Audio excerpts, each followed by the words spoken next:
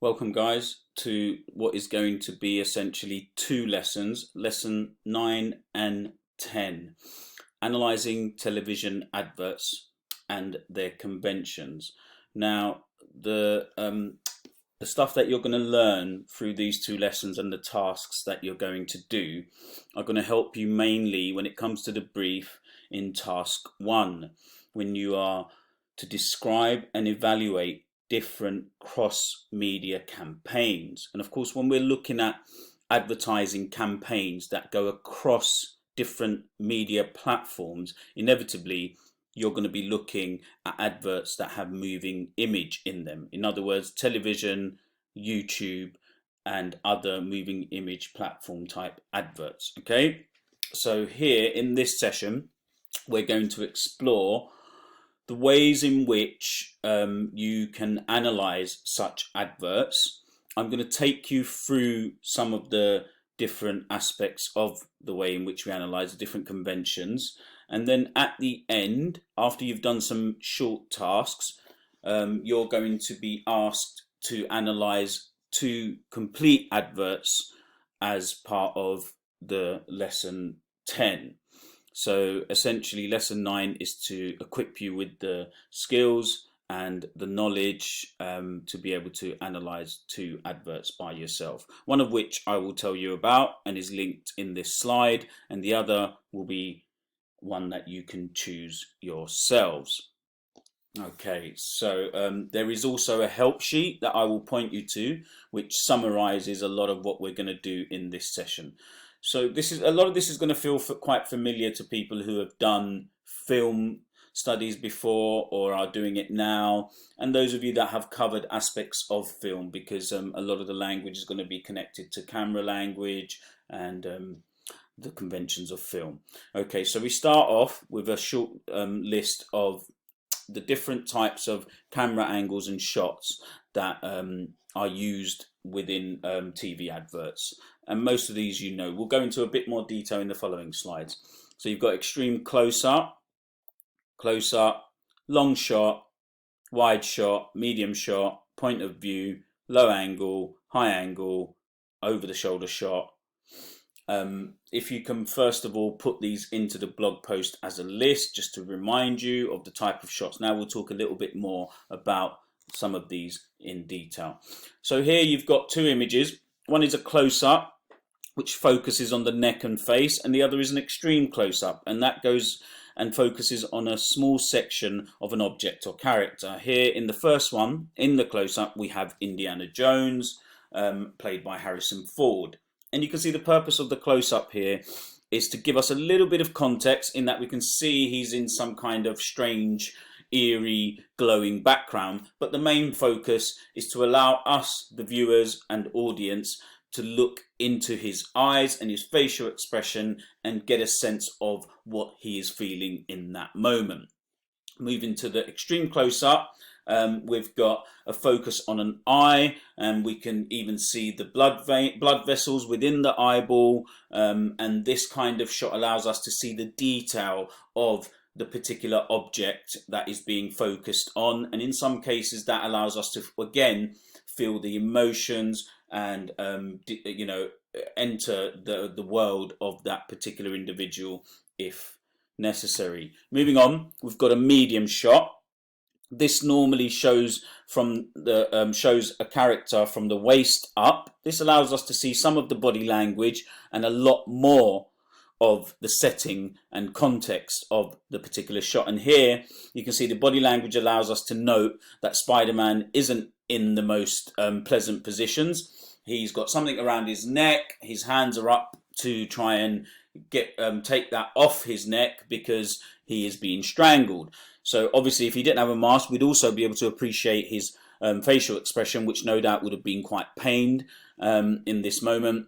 But the other important thing about this type of shot is we can actually see some of the context and setting. And here we can see in the background we've got his enemy, which looks like the character Venom, pulling at the chains that are around his neck. So we're able to appreciate a lot more of the narrative through a shot like this.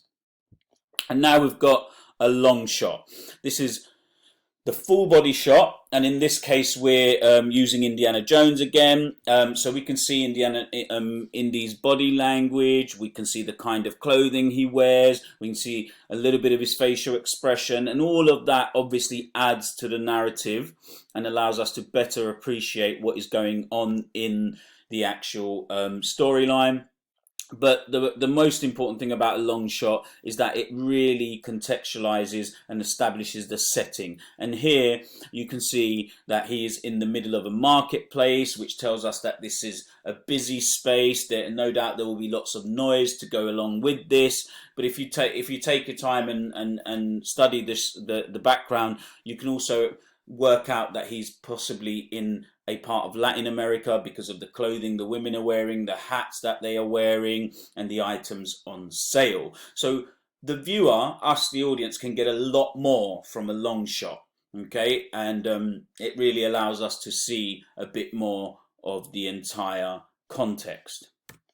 Now we've got two particular angles that are used quite often to show positions of power or vulnerability. On the left we have a low angle. This places us, the viewer, in an inferior position.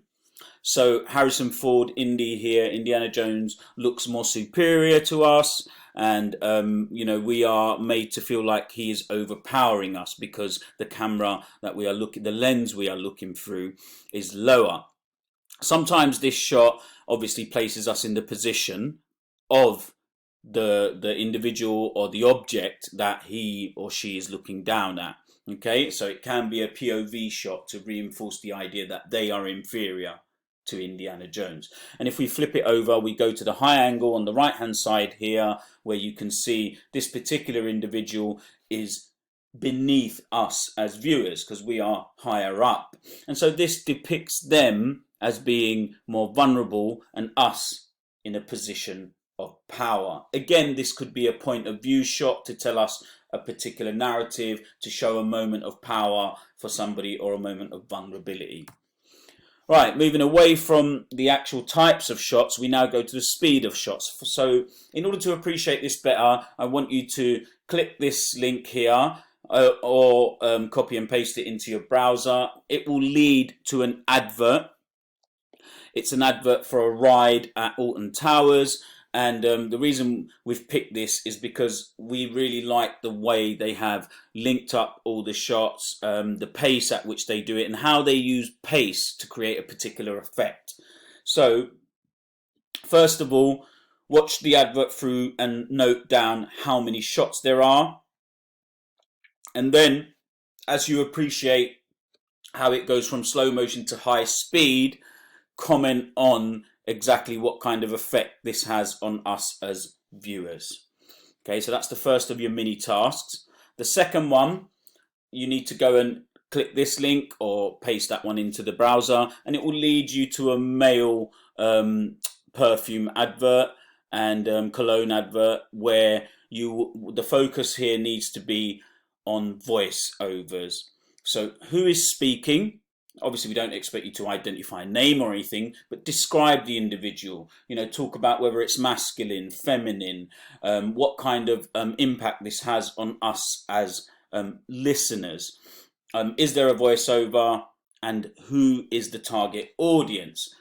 Work out the target audience, obviously from what you see on the screen and narrative and so on, but also from the person who is speaking, because you will know immediately that that particular voice, the words they're saying, it's all going to appeal to a particular type of audience.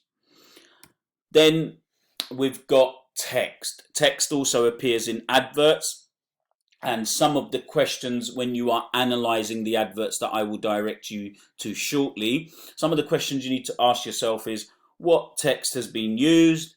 Why has it been used, and have any specific techniques been included? Now, what we mean about that is you have to cast your mind back to your English lessons, and you have to think about things like alliteration, repetition, rhyme, metaphors. Are any of these things used in the way the text is used in the advert? And therefore, why and what impact does that have on the audience?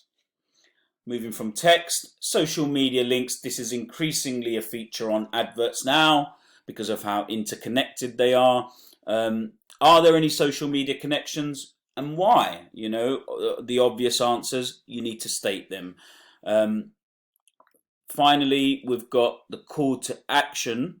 Now, what this means is, what exactly is it that the advert is trying to get the audience to do? Now, obviously, in the end, the advertisers want you to purchase the product or use the service. But along the way, there might be a call to action, as in they may want you to click something, they may want you to visit something, or they may want you to, you know, embrace a particular vision, message, or aspiration. Okay, so what are the target audience encouraged to do? How is this demonstrated? So these are the kind of things you're now going to have to think about and put into play, because your main tasks are going to be to explore a couple of TV adverts in detail. And when you do that, the other conventions that you need to discuss are where there is a logo, discuss the logo, the nature of the logo and how it might be connected. If there's a slogan, what does that do? How does it talk to the audience? How does it give you clues about the audience? Same for the color scheme. Any music that may be used. If there is an obvious narrative, or even if there isn't, what kind of characters are in this narrative, because most adverts will have some kind of a narrative. And of course, then at the end, what is the narrative? Okay, what is the storyline? What's going on? So all of this, everything that you've explored, will be available in a handout that looks like this. Okay, and you can see here this particular analyzing TV adverts supporting sheet is very, very helpful. It takes you from shots, view of shots, through to the speed, the way they transition, tells you about how to explore shot duration, any sound effects, voiceovers, and then it also gives you some common advertising strategies. So for example, when an advert is ideal for children, the kind of strategies that are used and how they try to get across this idea that this is perfect for the child. And you've got things like, you know, making it clear that the toy is amazing, or trying to pull at the heartstrings, when they're trying to tell you that something sounds good, and so on. And some of these strategies will be apparent in the adverts you look at, and some won't, and you'll have to explore them yourself. There's further strategies as you read through the document. So this is the document that you need to be able to use as you analyze the adverts that I'm going to point you towards now. Okay, we have one advert embedded within this particular PowerPoint presentation. Okay, I really need it to be quite in-depth, and you need to cover all the things we've looked at using the help sheet, as well as, of course, using what we've discussed in this session. And it should be at least, you know, 3 or 4 paragraphs in terms of length, and it needs to be really, you know, detailed and in depth. And like I say, this is prepping you for the task 1. So this is the first advert that I want you to fully explore in depth. And then the second one is one that you can choose from YouTube yourself. So you need to go and find a TV advert, a professional one made by a brand that we all know and can identify easily. Okay, and it needs to be one that, you know, lasts for at least 30 seconds or up to a minute. And then you need to do the same with that. Analyze it using all of the conventions we've been discussing in this lesson. If you have any questions, by all means, talk to me when we have a live session, or email me and I'll talk you through things. Okay? Good luck with it, guys. Bye for now.